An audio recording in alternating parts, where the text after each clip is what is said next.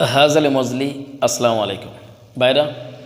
আপনার চরিত্র আর আয়না যদি আপনি সবসময় পরিষ্কার রাখতে পারেন তাহলে কিন্তু আপনার দাম আছে।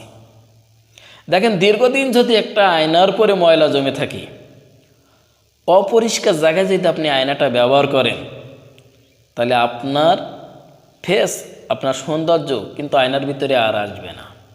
কারণ কি, আয়নার সেই ক্ষমতা আর নাই, অপরিষ্কার হয়ে গেছে। ঠিক একই কায়দায় যদি আপনার চরিত্র একবার নষ্ট হয়ে যায়, আর কখনো ফিরে পাবেন না। চরিত্র হচ্ছে অমূল্য সম্পদ। কোনো কিছু দিয়ে কিন্তু চরিত্র কেনা যায় না, তৈরি করা যায় না। আপনার নিজেকে তৈরি করতে হবে।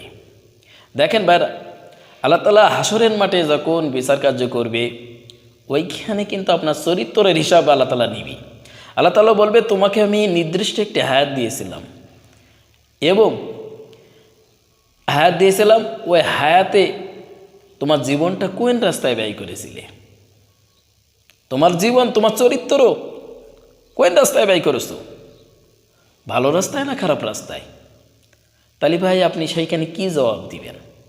যদি আপনি আল্লাহ তাআলার রাস্তায় আপনার চরিত্রটা ব্যবহার করেন, তাহলে তো অটোমেটিক্যাল হাত পা চোখ নাক মুখ আপনার শরীরের অঙ্গ প্রত্যঙ্গ আল্লাহ তাআলার কাছে বলবে যে, আল্লাহ আমরা সবাই ভালো কাজে ছিলাম, এ আমাকে ভালো কাজে ব্যবহার করেছে, একে কষ্ট দিও না।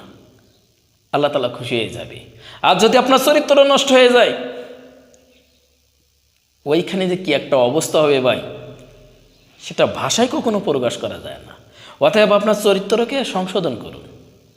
মৃত্যুর আগ পর্যন্ত আল্লাহ তাআলা তওবার দরজা আপনার জন্য খোলা রেখেছে।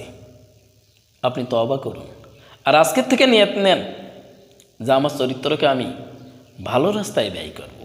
নিজের প্রতি কেন এত জুলুম করেন? আপনার চরিত্রের প্রতি এমন জুলুম করেছেন, সেটা ভাষায় প্রকাশ করা যায় না। কোনটা ভালো, কোনটা খারাপ, কোনটা হারাম, কোনটা হারাম না। বিভিন্ন ধরনের সুদের সাথে আপনি জড়িত, বিভিন্ন ধরনের জেনার সাথে আপনি জড়িত। যত সমাজে অন্যায় কাজ আছে, সব কাজগুলো আপনিই করেন। তাহলে আপনার চরিত্র ঠিক আছে? ইম্পসিবল। অতএব নিজেকে আপনি আবার তৈরি করতে শিখুন যে আমি বিগত দিনে যা ভুল করেছি, আল্লাহ ভুল করেছি, আল্লাহ আপনি গফুরুর রহিম আর রহমানুর রহিম, আল্লাহ আপনি আমাকে মাফ করে দেন। দেখবেন আল্লাহ তাআলা আপনাকে মাফ করে দেবে।